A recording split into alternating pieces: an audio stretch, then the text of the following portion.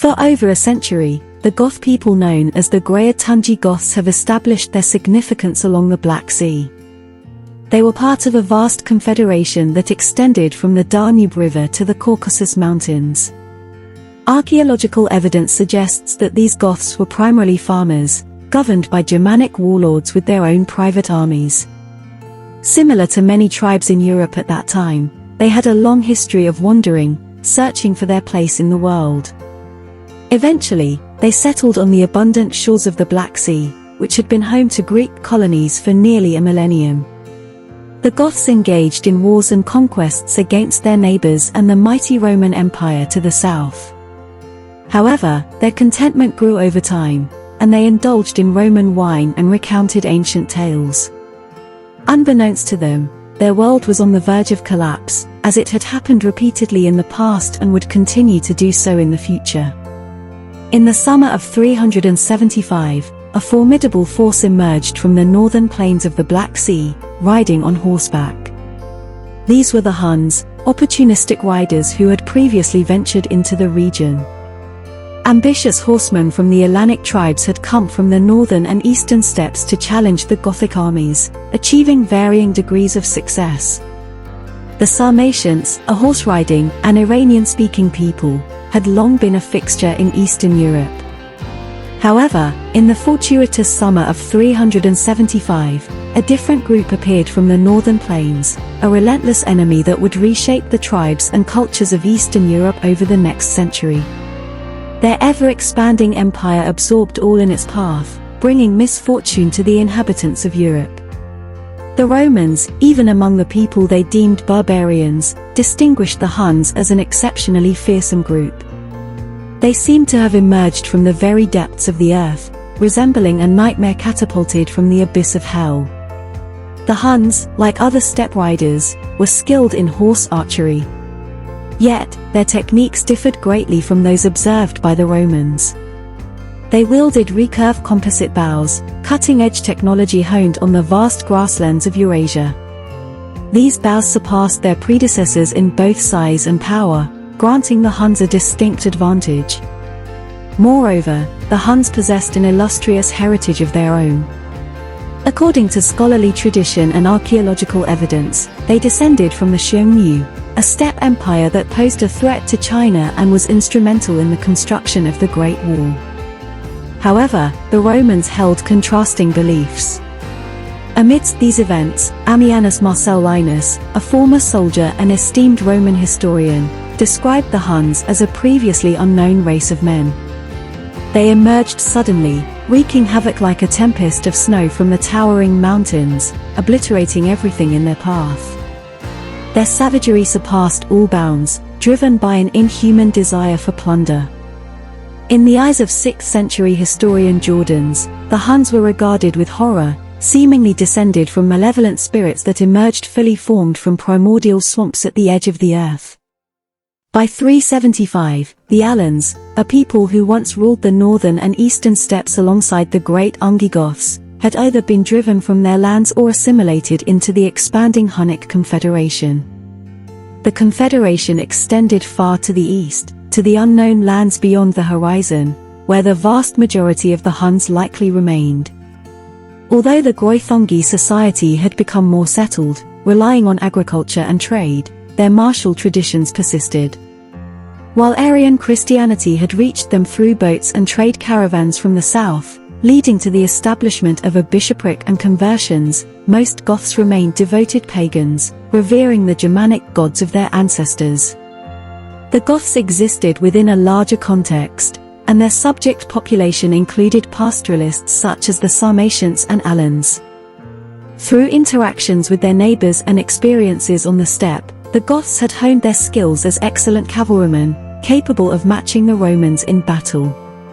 In 375, under the leadership of their ruler, Ermanaric, who was known as the King of Kings and purportedly held sway over the lands from the Black Sea to the Baltic, the Greuthungi Goths prepared for war.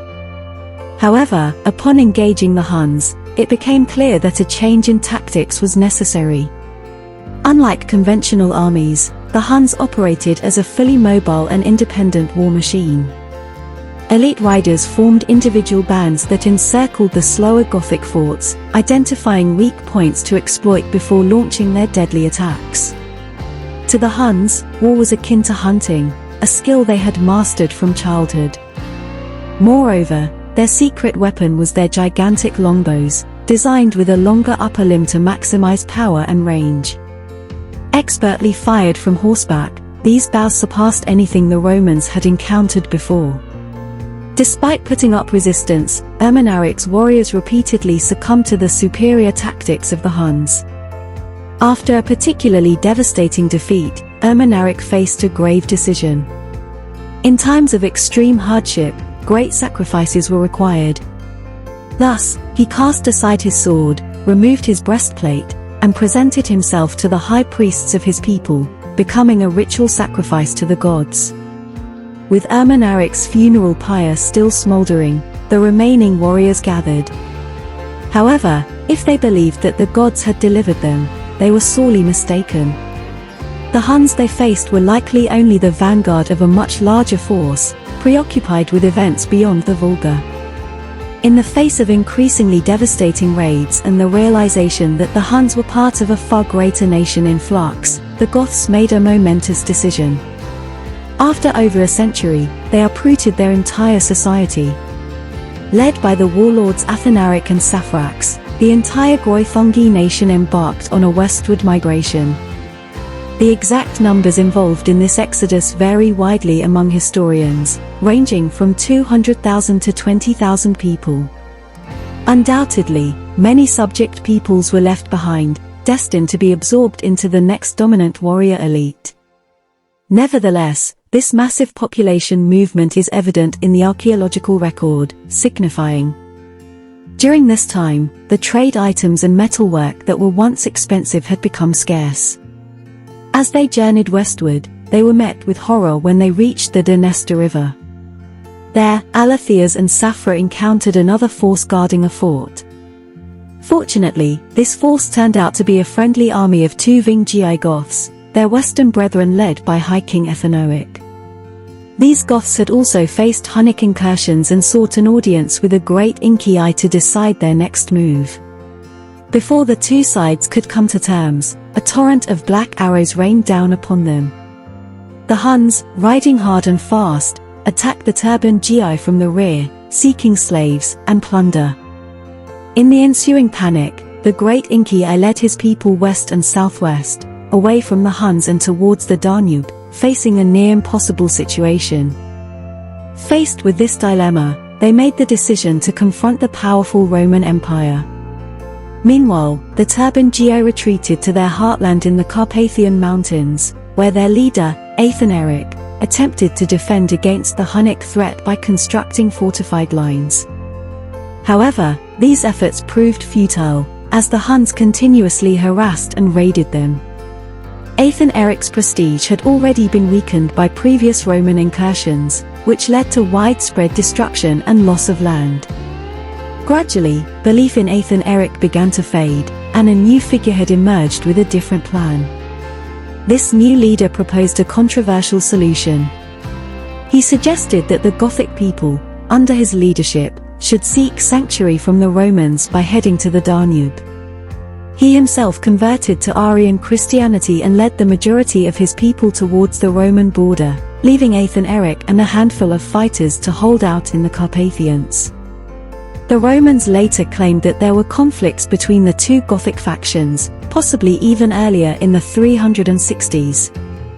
Regardless of the veracity of these claims, it was Fritigern who ultimately emerged victorious. Emphasizing his Christian faith and the loyalty of his people, he sent messengers to explain his dire situation to the Roman Emperor Valens, who was engaged in his own war with Persia at the time. Valens, left with little choice, allowed the Goths to seek asylum in Thrace, where they would be settled and serve in the military. This voluntary submission of an immigrant group was not uncommon during that time, and oaths were supervised by the army. However, the arrangement did not go as planned. Perhaps due to the unexpected numbers of Goths or genuine food shortages caused by the ongoing Persian War, the Roman administrators proved incompetent. Within a few months, a massive humanitarian crisis unfolded. The Gothic people, stripped of their weapons, crossed the Roman border in search of protection. The blame for this crisis was largely attributed to the Roman governor, Lupicinus, and his subordinate, Maximus. They failed to provide the Goths with sufficient food, and the Goths were forced to sell their children into slavery in exchange for meager sustenance. The situation affected people from all walks of life, from the highest-ranking members of society to the lowest. Meanwhile, on the Danube frontier, another Gothic group led by Saphrax Andalethius sought asylum but was outright rejected by the Romans. This armed tribe posed a threat, and tensions rose as the Romans apprehensively observed them across the river.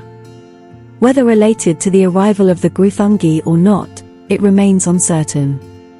However, the Goths soon found themselves in a banquet organized by Lupicinus, where a massacre took place. A mass brawl erupted, and many Gothic leaders and their families were murdered. The survivors, including Saphrax Andalethius, managed to escape and rejoin their brethren, who were already on the move. This dramatic turn of events marked the beginning of a full-scale Gothic rebellion against Roman authority. The Goths, embittered by their mistreatment, rallied under the leadership of Fritigern, Athanaric, and Saphrax Andalethius. They united their forces and began a series of raids and attacks on Roman territory. The Roman response was slow and disorganized, allowing the Goths to gain momentum and strengthen their position. In the years that followed, the Gothic Rebellion would escalate into a major conflict known as the Gothic War. It would have significant consequences for both the Goths and the Romans, altering the balance of power in the region and reshaping the course of history. During that time, the Roman army employed a standard formation, deploying a combination of cavalry and infantry on each wing, while heavy infantry occupied the center, forming the backbone of the Roman force. As the Roman left wing advanced to encircle the Goths, disaster struck. A force of fierce Gothic cavalry, led by Alaric and Saphrax, supported by contingents of Alans and Huns, launched a devastating attack on the approaching Roman army. Operating with inadequate intelligence, Emperor Valens found himself outnumbered and unable to repel the enemy. The left wing of the Roman army crumbled, perhaps trapped between defenders of the wagon train and the charging Gothic cavalry. Subsequently, the Roman center faced a massive flanking maneuver, completely encircling and pressing upon those unfortunate enough to stand in the shield wall. Weakened by hours of marching in the scorching sun and the massive fires set by the Goths, chaos ensued. Some soldiers broke and fled, while others fought to the death, with their retreat cut off by pursuing Gothic outriders. Valens' ultimate fate remains unclear, although various extraordinary stories circulated. He was undoubtedly one of the few emperors to perish on the battlefield at the hands of foreign enemies rather than through internal power struggles. The Battle of Adrianople marked perhaps the worst Roman defeat in 600 years and the greatest military disaster in over 300 years. Not only did an emperor fall in battle, which was a significant event at the time, but the death toll of the Roman army was estimated at between 10,000 and 20,000 career soldiers. 16 elite regiments suffered such heavy losses that they were never re-established.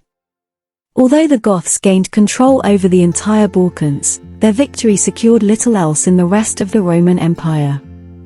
The Romans still maintained their dominant position, and Gratian was on his way with another vast army from the western provinces. Following the battle, the Goths laid siege to the city of Adrianople, but their lack of expertise in this type of warfare led them to abandon the siege and head east, occupying the entire region of Thrace.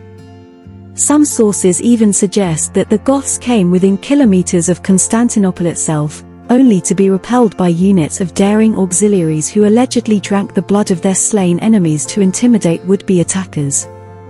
With Valens deceased and the Goths still posing a threat, a new Eastern emperor was needed, and Gratian chose the right man for the job.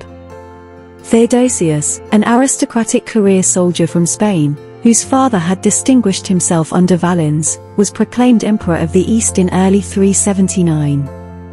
The last 3 years of the Gothic War are shrouded in a curious lack of documentation.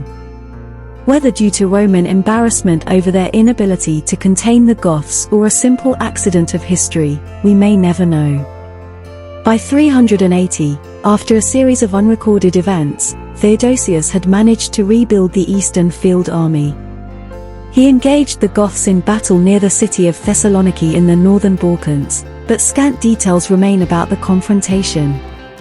Theodosius's newly assembled army, largely composed of inexperienced soldiers thrust into battle prematurely, crumbled under another massive Gothic victory. The Goths continued their wandering throughout the Balkans, avoiding direct set-piece battles with the Romans for the remainder of the war. Eventually, Theodosius relinquished control to Gratian's generals, possibly due to internal issues in his capital following his failure. It was these generals who finally pushed the Goths out of Thessaly in 381.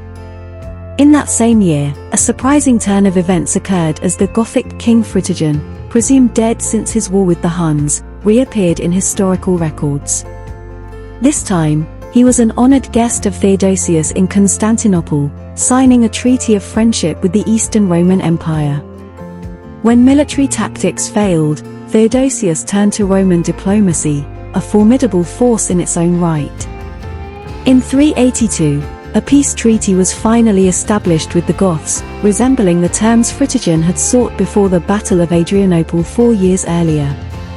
Fritigern was proclaimed king of the Goths, and they were allowed to remain within the borders of the empire, not as subjects, but as allies. In exchange, they provided military service. The distinguishing factor of this agreement was that the Goths were given lands inside the Roman Empire, specifically in the provinces of Scythia, Moesia, and possibly Macedonia. They governed themselves under their own authority, with their own laws and cultural traditions. This agreement presented an astonishing public relations victory for the Romans, which spread far and wide, from Arabia to the Scottish borders, glorified by historians like Ammianus Marcellinus. However, despite this diplomatic success, the Romans had ultimately lost the war. In the aftermath, the borders were once again secured, and in 386, another group of Goths attempted to cross the frontier and were mercilessly massacred. Survivors were conscripted into the army on the Persian frontier, while the rest became tenant farmers in Asia Minor. The status quo was maintained, with both emperors firmly in control, but Gratian's behavior grew increasingly erratic. The heartlands remained intact, but now a Gothic kingdom existed within the empire's borders. The Roman historian Ammianus Marcellinus optimistically believed that the Goths would assimilate over time, citing the example of the Galatians in Asia Minor during the 3rd century BC. However, he couldn't have been more wrong. The Romans would never again negotiate with the Goths on their own terms, and other nations and peoples began to see the once impregnable empire as penetrable. The Gothic War revealed vulnerabilities in Roman power, despite the temporary stability achieved through diplomacy.